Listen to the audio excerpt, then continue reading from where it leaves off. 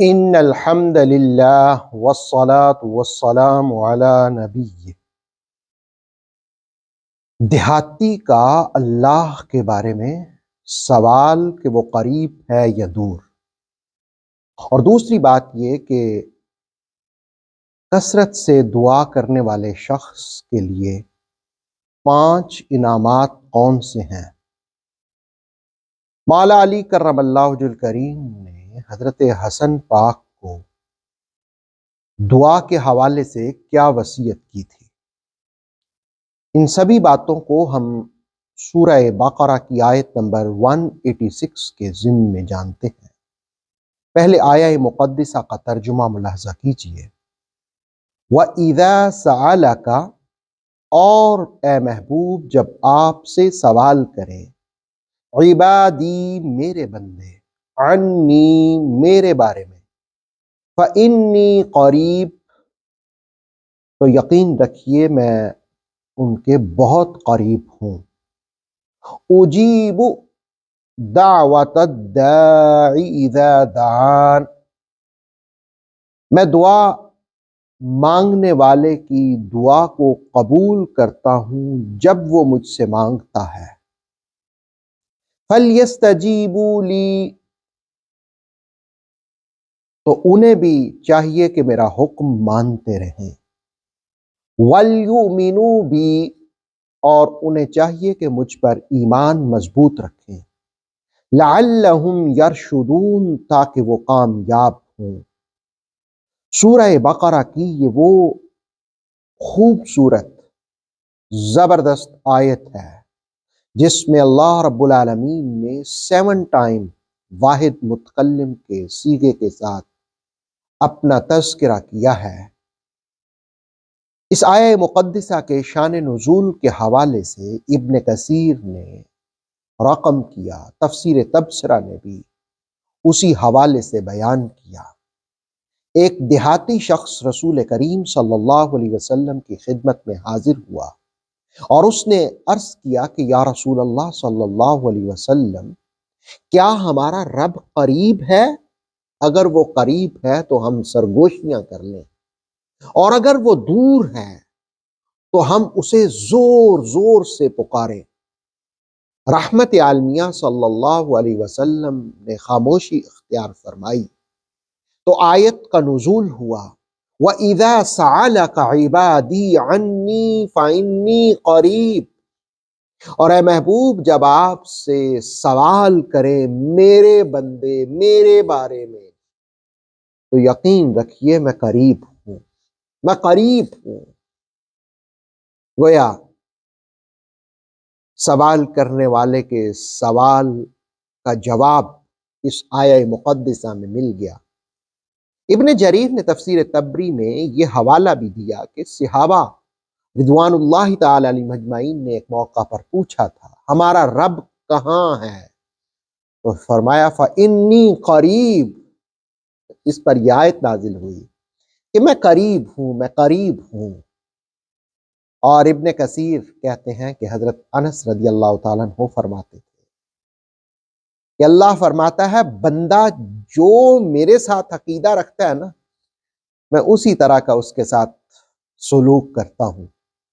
جب وہ مجھ سے دعا مانگتا ہے میں اس کے ساتھ ہوتا ہوں۔ یہی تو آیت سکھاتی ہے، اجیب دعوت الداعی اذا دعان، جب دعا مانگنے والا دعا مانگتا ہے تو میں اس کی دعا کو قبول کرتا ہوں۔ اچھا، قبولیت کا بعد میں ذکر کیا، قریب ہونے کا پہلے ذکر کیا، یعنی جو بندہ مانگتا ہے خدا سے، خدا اس کے قریب ہوتا ہے۔ تفسیر بغوی میں ابو موسیٰ اشعری رضی اللہ تعالیٰ عنہ فرماتے ہیں کہ جب رسول کریم صلی اللہ علیہ وسلم خیبر کی جانب متوجہ ہوئے تو لوگ ایک وادی میں اوپر چڑھے اور زور سے کہنے لگے اللہ اکبر لا الہ الا اللہ۔ جب آوازیں بلند ہوئیں تو رسول کریم صلی اللہ علیہ وسلم نے فرمایا ٹھہرو، تم کسی بہرے کو یا غائب کو نہیں پکار رہے، بلکہ جس کو پکار رہے ہو وہ قریب ہے، وہ قریب ہے۔ وَإِذَا سَأَلَكَ عِبَادِي أَنِّي فَإِنِّي قَرِيب۔ بندہ مومن جو اس کو قریب سمجھ کر مانگتا ہے، التجائیں کرتا ہے، دعائیں کرتا ہے، مناجات کرتا ہے، تو رب ذوالجلال اس کو 5 انعامات سے نوازتے ہیں۔ پہلا یہ کہ دعائیں دعائیں دعائیں دعاؤں کی موجودگی میں پریشانی اور اضطراب نہیں ہوتا، وہ ختم ہو جاتا ہے، اللہ رب العالمین توقع سے زیادہ مدد فرما دیتا ہے۔ اور دوسرا یہ کہ انسان کے اندر تنہائی کا احساس نہیں ہوتا، دعائیں دراصل بوجھ بانٹ دیتی ہیں، انسان تنہا نہیں ہوتا، جس سے وہ مانگ رہا ہوتا ہے وہ خود فرماتا ہے فَإِنِّي قریب، اور مجھ سے مانگنے والے میں قریب ہوں، میں قریب ہوں۔ اور تیسرا یہ کہ جو دعائیں کثرت سے مانگتا ہے، عملی رویے کی نشو و نما ہوتی ہے، یعنی کثرت سے دعائیں مانگنے والا بندہ جو ہے نا وہ عملی انسان ہوتا ہے، اور جو عملی انسان ہوتا ہے اللہ اس کو دنیا آخرت کی بھلائیاں عطا فرماتا ہے۔ اور چوتھا، نفسیاتی اعتبار سے انسان مستحکم ہوتا ہے، مضبوط ہوتا ہے، اسٹرانگ ہوتا ہے۔ رسول اللہ علیہ السلام نے فرمایا کہ مضبوط مومن کمزور مومن سے بہتر ہے۔ اور پانچواں یہ کہ جو دعائیں مانگتا ہے، التجائیں کرتا ہے، اللہ رب العالمین اس کو مسرتوں سے نوازتا ہے، خوشیوں سے نوازتا ہے، وہ شاداں فرحاں رہتا ہے۔ مستدرک کی حدیث ہے کہ رسول کریم صلی اللہ علیہ وآلہ وسلم نے ارشاد فرمایا کہ اپنی حاجات کو اللہ کی بارگاہ میں لے کر جاؤ،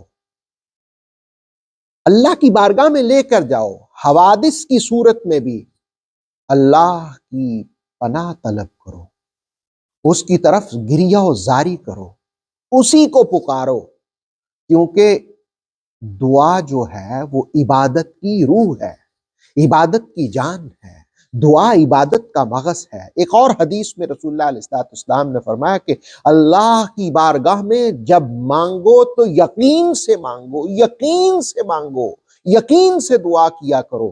جو بندہ یقین سے مانگتا ہے اللہ اس کے یقین کی لاج رکھتا ہے۔ حضرت مولا علی کرم اللہ وجہ الکریم فرماتے ہیں کہ دعا مومن کی ڈال ہے، اور پھر آپ فرماتے ہیں تم دیر تک دعا کے دروازے پر دستک دیتے رہو گے تو ایک وقت آئے گا کہ وہ دروازہ کھل جائے گا۔ حضرت ہی کا ایک ارشاد ہے کہ جس وقت تک تم محمد صلی اللہ علیہ وسلم اور آل محمد پر درود نہیں پڑھتے تو دعا اور آسمان کے درمیان ایک پردہ حائل ہوتا ہے، جب درود پڑھتے ہو تو وہ پردہ سرک جاتا ہے۔ تو دعا ایک زبردست خزانہ ہے۔ امام جعفر صادق رضی اللہ تعالیٰ عنہ فرماتے ہیں کہ دعا قبولیت کا خزانہ ہے جو تم اعمال کرتے ہو، جس طرح بادل بارش کا خزانہ ہے اسی طرح دعا قبولیت کا خزانہ ہے۔ اور امام جعفر صادق رضی اللہ تعالیٰ عنہ ہی کا ایک قول ہے کہ آپ فرماتے ہیں کہ جہاں 40 مومن ہوتے ہیں وہاں دعا قبول ہوتی ہے۔ ایک موقع پر حضرت مولا علی کرم اللہ وجہ الکریم نے حضرت حسن کو فرمایا کہ کبھی کبھی یہ بھی ہوتا ہے کہ تم ایک چیز مانگتے ہو اور وہ حاصل نہیں ہوتی، مگر اللہ دنیا یا آخرت میں اس سے بہتر چیز دے دیتا ہے جو تمہارے فائدے میں ہوتی ہے۔ لیکن جو چیز تم مانگتے ہو اور نہیں ملتی، تو مولا علی کرم اللہ وجہ الکریم فرماتے ہیں کہ اللہ تمہارے مفاد کو تم سے بہتر جانتا ہے۔ ممکن ہے جو چیز تم مانگ رہے ہو اس سے تمہارا دین تباہ ہو جائے، اس لیے اللہ کرم کرتا ہے، رحمت کرتا ہے، وہ چیز تمہیں نہیں دیتا اور اس کے بدلے کوئی بہتر عطا فرماتا ہے۔ وَإِذَا سَأَلَكَ عِبَادِي عَنِّي فَإِنِّي قَرِيب، اور جب آپ سے میرے بندے میرے بارے میں سوال کرتے ہیں تو ان سے کہیے میں قریب ہوں۔ اجیب دعوت الداعی اذا دعان، میں قبول کرتا ہوں دعائیں کرنے والوں کی دعاؤں کو جب بھی وہ مجھ سے مانگتے ہیں۔ فَلْيَسْتَجِيبُوا لِي، انہیں بھی چاہیے میرا حکم مانے، وَلْيُؤْمِنُوا بِي، اور مجھ پر ایمان رکھیں، لَعَلَّهُمْ يَرْشُدُونَ، تاکہ وہ کامیاب ہوں۔ اللہ کامیابیوں سے نواز دے۔ آتھینٹک اسلامک نالج کے لیے نور وحی یوٹیوب چینل کو سبسکرائب کیجیے، بیل آئیکن کو پریس کرنا مت بھولیے۔ نور وحی فیس بک، انسٹاگرام اور ٹک ٹاک پیج کو بھی فالو کیجیے تاکہ ہماری ہر نیو ویڈیو آپ تک بر وقت پہنچ سکے۔